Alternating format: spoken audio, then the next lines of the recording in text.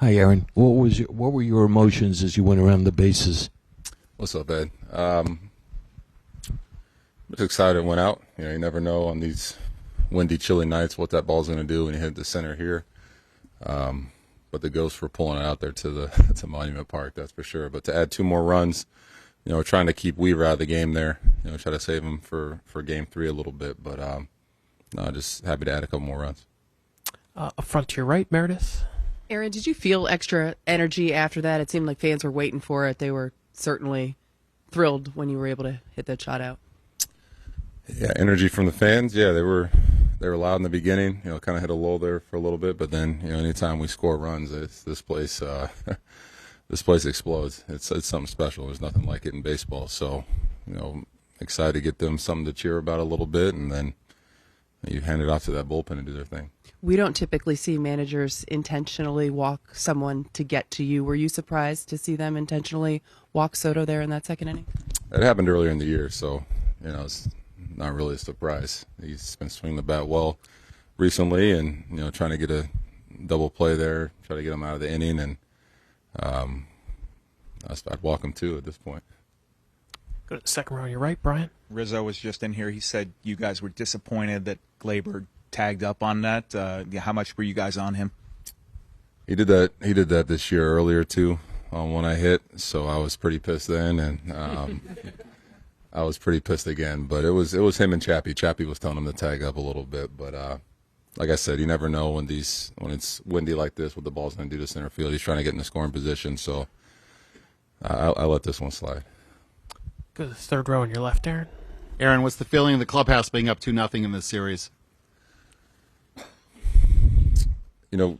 Guys are excited, but we still know there's a lot of work to be done. We're playing against a good Cleveland team that's all year they battled, had some tough games, went through a tough series with Detroit, taking it to Game 5 and came out on the other side. So, a lot of work to be done. So we're excited, but the guys in there are focused. They're prepared. They know it needs to be done, and on our way to Cleveland. Standing back diagonal, Chris. When you see the Guardians walk Soto in front of you, obviously the stakes are high. It's the ALCS. Do you take that personally, that they'd rather face you in that moment? No, it's win or go home. Everything's on the line here. So it's just about you got to come up in that spot. In that spot, less than 2, bases loaded. I'm trying to get something out to the outfield or drive some runs in, and luckily we were able to get 1 run there and just pass it along. But every out, every inning, the first inning, everything's important. So they're trying to grab a couple outs there with a double play in that situation, but we were able to thrash out a run. Go to Bruce up front. Aaron, you don't win these games, you don't win these series unless you have a multitude of guys who are contributing. What do you think of the overall efforts of this club right now? Yeah, like you said, a lot of guys are contributing. You can start at the top of our lineup with, what Gleyber and Soto have been doing this whole series, and even the DS just getting on base, getting things moving, and then, we pass it off to the big boy in the middle with Stanton. You get him up with a couple guys on, something good's going to happen. So it takes a team effort. It's not going to take just one guy to carry any team, especially when you're playing the best of the best and guys are coming after you. So, and you can talk about our pitching staff. Every guy that comes out of that bullpen they've been lights out and continue to be lights out. So it's going to take everybody if we want to get to where we want to go. Stay there with Ron. The way you're able to keep even keel, not getting too up after a good postseason game or get too down after a tough day, is that something you had to learn, or do you think that's just you? I think that's what playing 162 games, getting beat up, the ups and downs of that. You learn that you can't ride the highs because there's always something coming behind it. It's a tough game. It's a humbling game. You can go out here and be 4 for 4 one day, and the next day you're 0 for 4, and you lose the team the game. So I've been on the losing side of a lot of postseason games, and those are tough. And I've been on the other side of some good wins, but all that matters is we went out there and took care of business, and we got to move on to the next one. So it's we won this game, but it's over with. Now we got to focus on game 2. Do you think you had that attitude when you were first in the postseason, or did you learn that over the years? I definitely felt like I had it.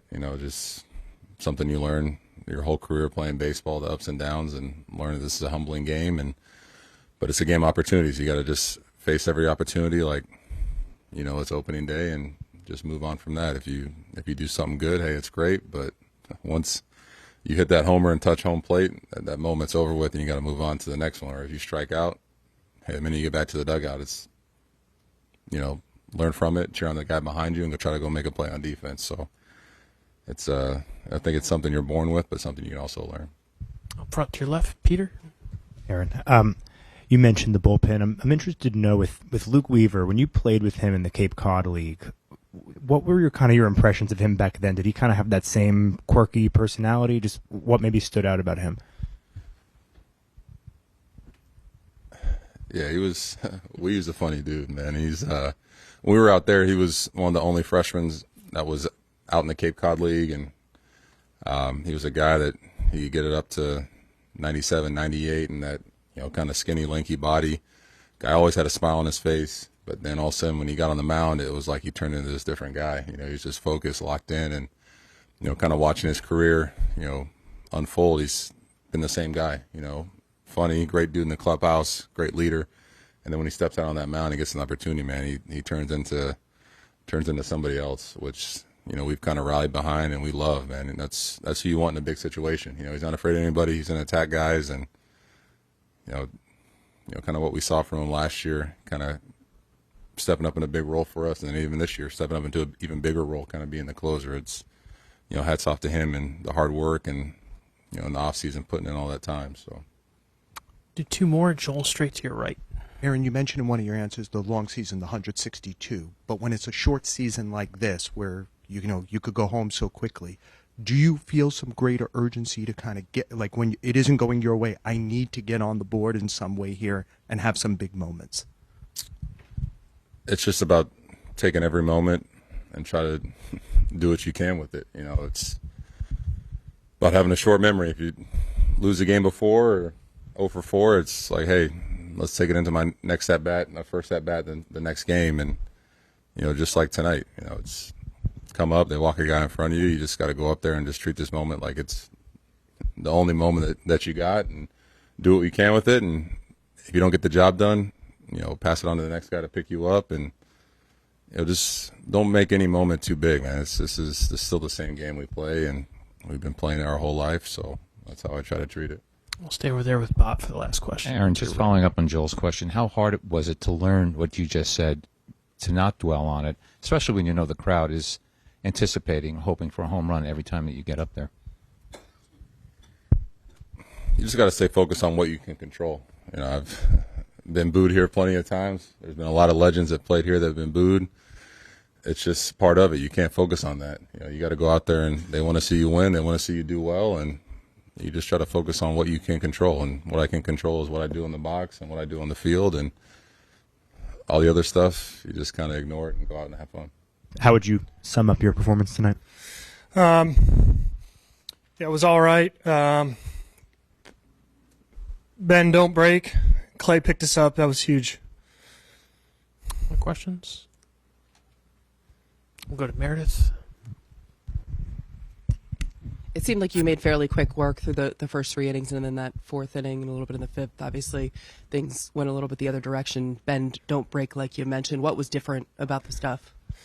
I mean, I lost a little bit of the zone. A few too many walks again. But I think I think they threw a lot of quality at bats together, and they strung them together, and they obviously they won some of those long at bats, and they ended up putting enough pressure on us that didn't allow us to continue to cruise and keep going deep. So it's like kind of credit to them. Or was back on your left, Gerrit? Gerrit, I know it's always nice to get the early lead, but it's particularly nice in a postseason game. Well, of course. The lead is always helpful as a starting pitcher. Be able to attack the strike zone and stay on the offensive. The second row on your left, Nate. Gerrit, it seems like every night when Aaron Boone comes in here, we ask him about the job that the bullpen has done once again. I wanted to ask you about Austin Wells in regard to the bullpen. Like, just how hard is it for a rookie catcher to be out there handling different pitchers night in and night out and getting these kinds of results. Yeah, Austin is obviously learning on the fly, being this his first experience in the postseason. He's doing a wonderful job. I think his continuity from game to game and then from pitcher to pitcher within the game. His communication is high, and he's got a game plan of how he wants to navigate. Throughout the game based on the weapons that different guys have. So I think it comes down to his preparation and his great instincts. Up front of your left, Gerrit. Congratulations on the win. Going forward, you have 3 games going in Cleveland. What's you guys' regimen and physically, mentally going to the next 3 games in Cleveland? Yeah, so, the objective is to take it one day at a time. Tomorrow's recovery day with a light workout, get in and get some good sleep. And then, again, for the first game in Cleveland, that's the most important game on our schedule right now, and we'll be looking to stay on the attack from pitch one in that regard. Do a couple more. Ron, up front of your right. When you gave up a couple of the soft singles and then went into the stretch and started to fall behind, is it just having the runner on, draining, and start to lose the rhythm there? Yeah, I think that's relatively fair assessment. I alluded to that a little bit earlier in the sense that some of the at bats are just quality at bats that they just continue to win. It's just got to do better. Got to do better, Rob. Anthony, 2 hits tonight, a hit yesterday. What do you think has allowed you to come in and have immediate success despite the injury and despite the layoff? Just stayed with it. The ALDS. Try to keep my adrenaline as high as I could for the guys in the dugout the entire time and just stay locked in and focused on every guy's at bat and how they were pitching them just to stay in the flow of the game. And, with an injury like this, there's not a lot I can do in between games, so it's just recovery, and less is more at the plate. So just really trying not to hurt it. How does it feel after 2 games? It feels good. It feels today was a big day, just back to back. We woke up pretty sore, but we're doing recovery. Right after the game, we have stuff going. I'll spend another couple hours here doing recovery stuff, and tomorrow I'll be right back at it. On your left, Anthony, Peter. How would you describe the impact of the bottom of the order today? It's huge. Our bottom of the order could be the top of our order. If our top of the order is so potent and so good, we know our role down at the bottom. We just want to get it to the next guy, and that's been our mentality. And how close we are as a team, I think it really shows because all we're trying to do is just get it to the next guy. And what was your reaction to Aaron's home run? It seemed to really get the dugout going. Yeah, a little disappointed in Glaber for not knowing Judge's pop there, but we were giving him a lot of ribbing him a lot about that. But it's a big swing for Judgy. He's had really good at bats. He's come up big situations, but to get the home run, Oppo, it was a really easy swing, and he's the best in the business at that. Up front of your right, Ron. How much of a lift when Aaron homers does it give the whole dugout? It seems that it's a jolt every time. 59 times now this year. Yeah, I think the preparation he does, who he is as a person, who he is as a teammate, it's so easy to root for him. In these games, it really doesn't matter who it is, how excited we are for everyone. But when Aaron does stuff, it's extra special just because he's such a special human being. Good, Bruce. Anthony, every game hasn't been a Rembrandt in the playoffs, but it's all about winning anyway. What do you think about the way you guys are grinding and getting wins in the postseason here? It's been amazing. It really starts with Booney. Booney's been pulling the right triggers, leaving the starters in, giving them the leash, going to the bullpen, making all the right moves. And it's been a lot of fun seeing him manage, even from the DS too, just sitting on the bench. And our guys we're coming in every day prepared. We're not satisfied. We know the Guardians are a very, very good ball club, and being up 2 games means nothing to us. We need to go into there. It's going to be hostile and take care of business. Gabe in the second row, and then Brendan. Anthony, what have you seen in Judge's ability to kind of compartmentalize not having the big hit with also taking good at bats. I think his OBP was 364 in the playoffs coming in. How does he, I guess, stay on focus and still put together great plate appearances, and then eventually what happens tonight comes? When he's going well, he's still working on his swing and tweaking things and going about his business the same way when he's quote-unquote not going well. The only place that he's not doing well is maybe in some of the papers, but I'm pretty confident. I know he doesn't really look at any of that. So whatever the narrative outside of this is the narrative, but inside he does not falter from who he is every day. Go to Brendan, straight to your right. Anthony, understanding Giancarlo didn't have a big night offensively tonight, but he has been huge this series. What has he meant to you as a teammate since you've been here? He's very steady Eddie. He comes in, he's so professional. He does his work. He knows who he is, and it's been a lot of fun. I've played against him for a while, and just coming in and getting to play with someone of his caliber of a player. He seems like he's extra locked in, and when that's the beauty of this team. When he has a quote unquote, I guess, an off night, other guys pick him up, and if we're going to keep going, that's the way it has to be for sure. Do two more, Brian, and then on your left. Anthony, Aaron Boone was telling us before the game that he was surprised how good your at-bats looked yesterday. Does any part of this surprise you, that you've been able to come in here after 16 days off and pick up where you left off?